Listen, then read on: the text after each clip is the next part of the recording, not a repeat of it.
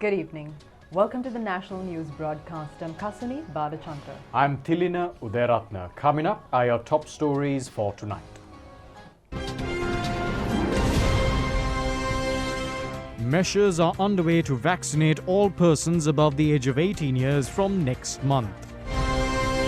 The Cabinet approves the purchase of 9 million doses of the Sinopharm vaccine and 14 million doses of the Pfizer vaccine. Minister Dalasalaha Perumas says that the present government does not hesitate to take necessary decisions at the appropriate times. A new set of guidelines to prevent the spread of COVID-19. An increase in the number of COVID-19 related deaths in the United States. An Afghan woman who has violated the burqa law killed. On your top local story this evening, the government has decided to commence the vaccination of all citizens of the country above the age of 18 years by the 30th of September this year. The Cabinet has granted approval to purchase 9 million doses of the Sinopharm vaccine and 14 million doses of the Pfizer vaccine to fulfill this objective.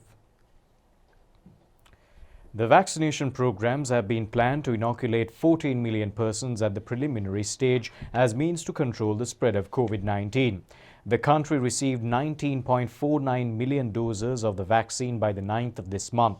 Out of this stock, 11.26 million doses have been inoculated as the first dose and 3.25 million doses as the second. So far, 16,920,027 have been inoculated with doses of vaccines under the COVID-19 immunization program. 1,918,345 vaccine doses have been given to people during the last 7 days. Vaccination programs have been conducted in 198 centers covering 20 districts in the island. Meanwhile, the Cabinet of Ministers have granted approval to import 360,000 litres of oxygen needed for the treatment of COVID-19 patients. The Cabinet has previously endorsed a proposal to import 120,000 litres of oxygen monthly for COVID-19 patients. The number of patients relying upon oxygen supplies have increased due to the strains of COVID-19 currently being spread. This is in addition to the regular stockpiling of adequate oxygen supplies.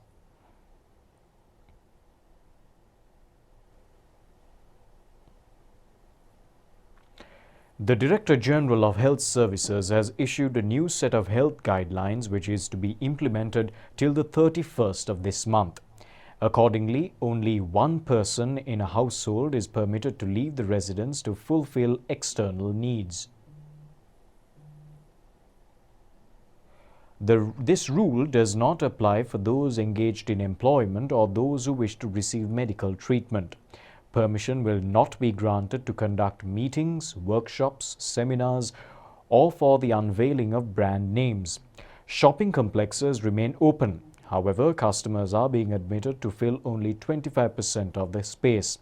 The number of customers to be admitted should be displayed outside the institute in a manner to be read by all consumers. Daycare centers will be closed for a period of 2 weeks. Permission will not be granted for the opening of exercising halls, gyms, domestic sports centers and children's parks. There will not be any permission to conduct carnivals, musical concerts and beach parties. Only the walking lanes will remain open. There will not be any room for the crowding of people in these locations. Swimming pools will also be kept closed. According to the instructions given to hotels, the recreation centers are permitted to be kept open, subject to a maximum intake of 25% of capacity.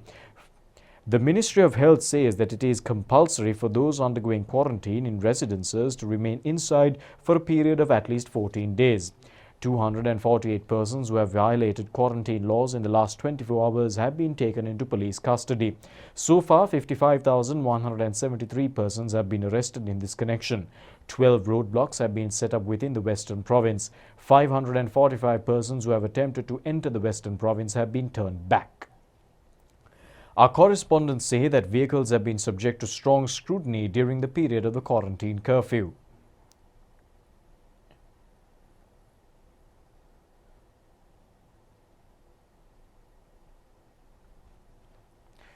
2,428 COVID-19 patients were detected from the country today. Meanwhile, 2,188 patients left hospitals today following recovery. The Ministry of Health says the risk of having complications for those with respiratory diseases would be greater if they were infected with the coronavirus. State Minister Dilum Amunugama was engaged in an observation tour at the Kolabagedara resort of the Department of Railways today. The objective of his tour was to look into the possibility of using this residence as an interim treatment centre for the railway employees afflicted with the coronavirus. A request has been made by the railway employees from the State Minister in this regard. State Minister Amunugama has also conducted an inspection tour at the premises.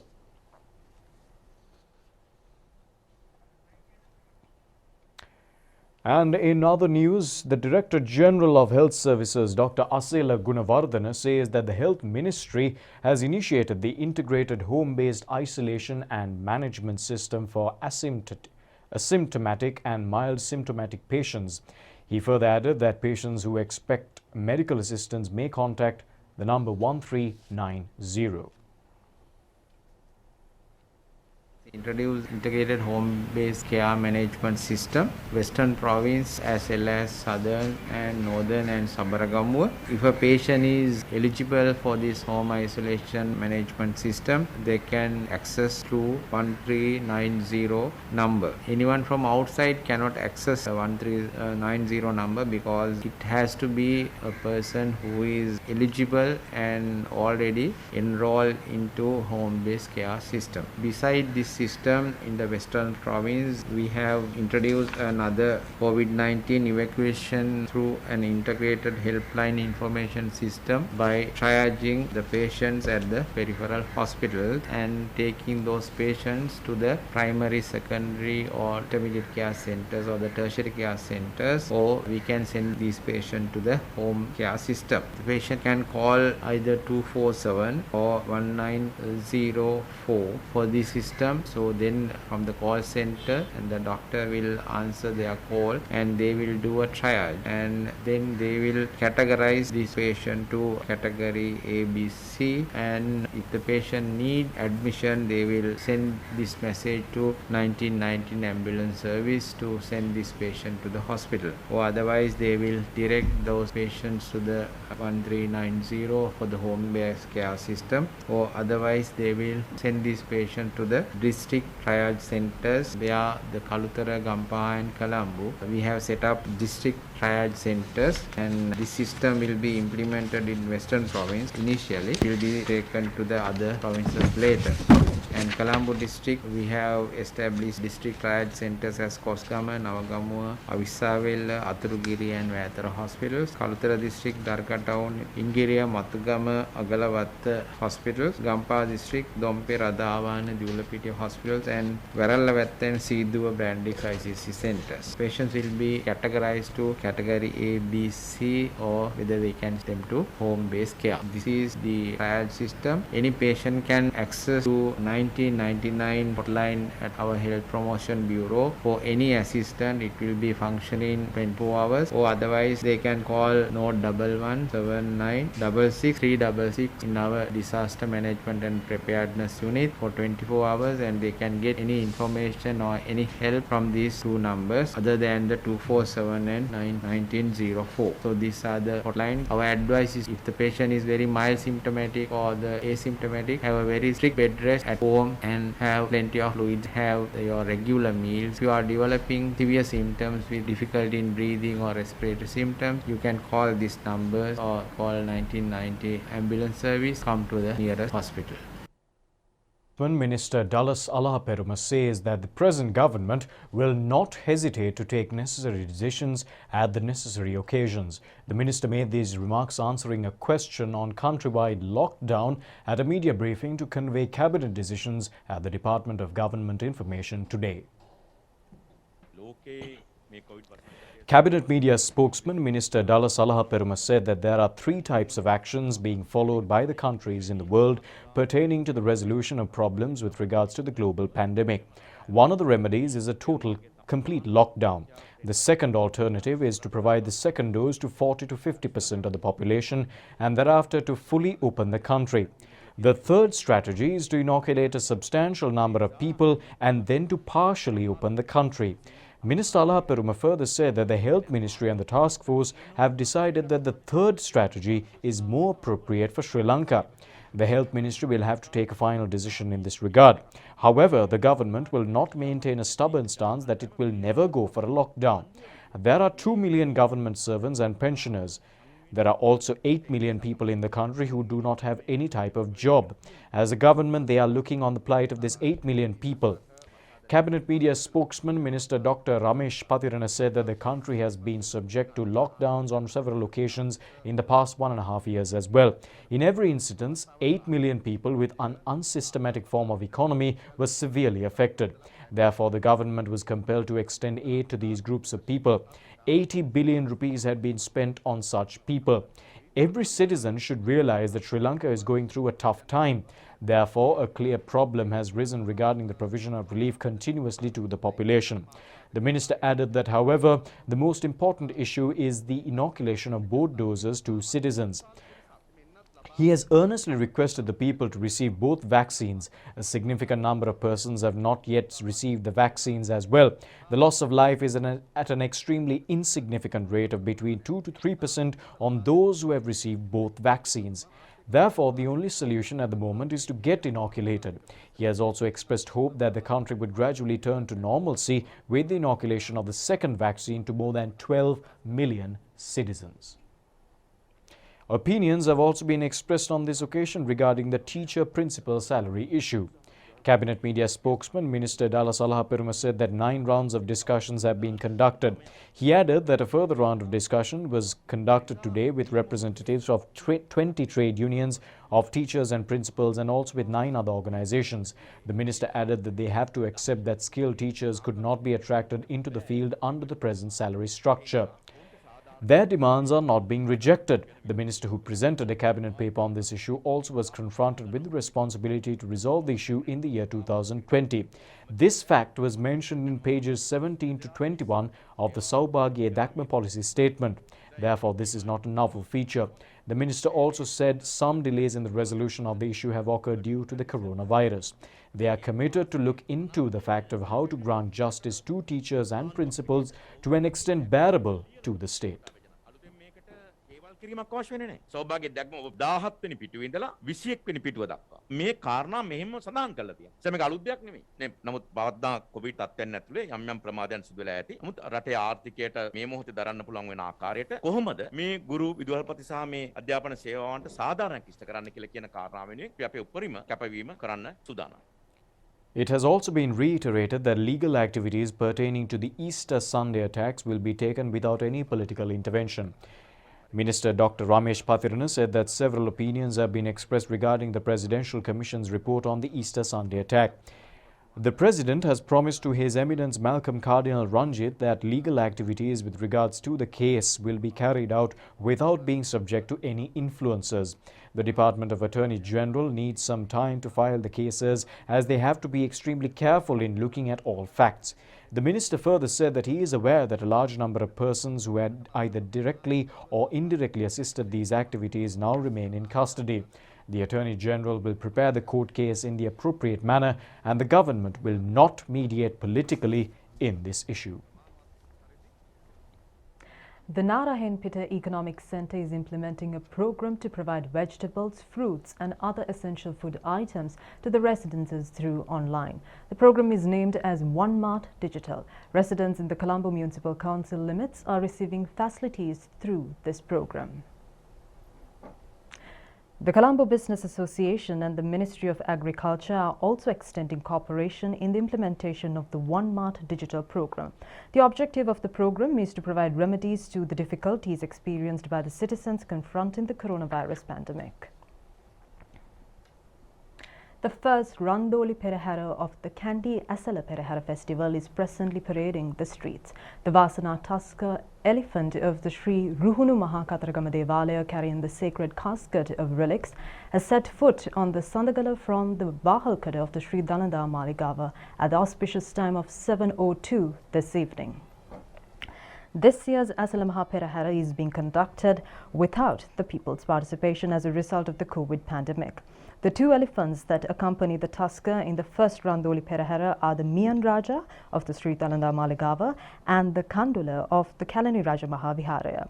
The Perahara is scheduled to proceed along the D.S. Senanayaka Street, Temple Road, Deva Street, Colombo Street, E.L. Senanayaka Street and the Queen Street to the Maligava. A special feature of today's Perahara is the carrying of randolis of all four devalayas.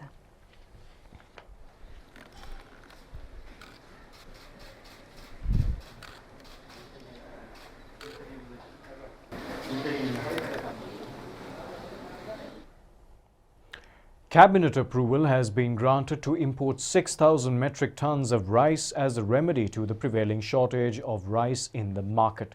The stocks are to be imported under the Pakistan-Sri Lanka Free Trade Agreement. The Cabinet has also granted approval to set up new paddy mills in a joint collaboration with private cooperatives. Accordingly, a substantial quantity of local paddy harvest is to be purchased with the assistance of the cooperative societies. The State Ministry of Cooperative Services, Marketing Development and Consumer Security has made plans to manufacture rice from the paddy stocks and sell them at a reasonable price. Rice mills are to be established in the districts of Kurunegala, Anuradhapura, Batticaloa, Hambantota and Ampara. Sri Lanka's annual rice consuming requirement is roughly around 2.2 million metric tons. The paddy harvest of this year's Maha and Yala seasons is roughly around 4.8 million metric tons. It has been pointed out that 3.2 million metric tons of rice could be produced through this paddy output. However, the decision to import rice has been taken as a remedy to the continuous increase in the price of rice in the market. Cabinet approval has also been given to a program to expand the number of educational channels to 20 and also to reserve 7 channels exclusively for educational content. The objective of these measures is to continuously implement educational activities for children amidst the pandemic's conditions. The e-Taksala learning management system is already being implemented for students to continue their education under the COVID-19 situation. Accordingly, Eye and Netra channels of the Sri Lanka Rupavahini Corporation have been amalgamated for the telecast of the Guru Gedara educational television program.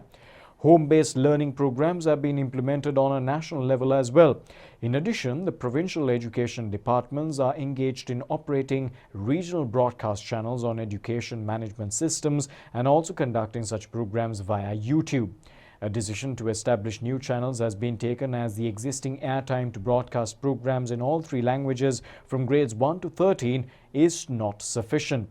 Sri Lanka Telecom has agreed to provide free coverage via SLT's POTV for all 7 proposed channels. Now, the new Minister of Foreign Affairs, Professor G.L. Peiris, has assumed duties at the Foreign Ministry today. Minister Dinesh Gunawardena, State Minister Tharaka Balasurya, Indian High Commissioner in Sri Lanka Gopal Bhagle, Foreign Secretary Professor Janath Konabage and Education Secretary Professor Kapila Pereira were also present on this occasion.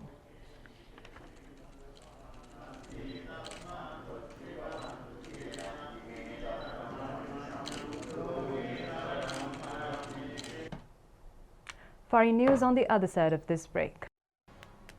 Well, that's a wrap on tonight's Rupavahini English News. Join us once again tomorrow. Until then, take care, stay home, and thanks for watching. Have a great night. Good night.